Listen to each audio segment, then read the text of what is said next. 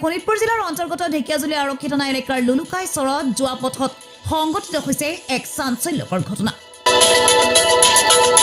এগৰাকী মহিলাক প্ৰলোভন দেখুৱাই মুখ ঢাকি চৰত লৈ যোৱাৰ চেষ্টা কৰাৰ অভিযোগত টমটম চালক জয়নাল উদ্দিন নামৰ এজন যুৱকক ৰাইজে হাতেনতে আটক কৰে।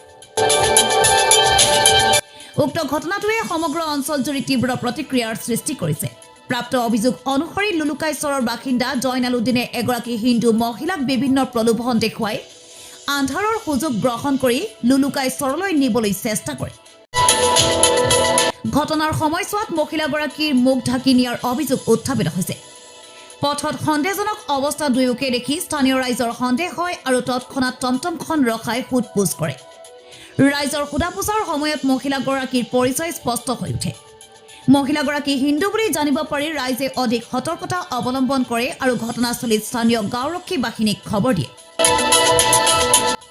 গাঁওৰক্ষী বাহিনীৰ সম্পাদক নমকৃষ্ণ মিত্ৰ ঘটনাস্থলীত উপস্থিত হোৱাত ৰাইজে বিষয়টো অৱগত কৰে। পিছত গাঁওৰক্ষী বাহিনীৰ সম্পাদকে ঢেকিয়াজুলি আৰক্ষীক খবৰ দিয়ে। আৰক্ষীয়ে ঘটনাস্থলীত উপস্থিত হৈ অভিযুক্ত লোকজনক নিজৰ জিম্মাত লয় আৰু ঘটনাৰ তদন্ত আৰম্ভ কৰে। ইপিনে যুৱকজনক বচাবলৈ একাংশ লোকে চেষ্টা চলোৱা বুলি গুৰুতৰ অভিযোগ উঠিছে।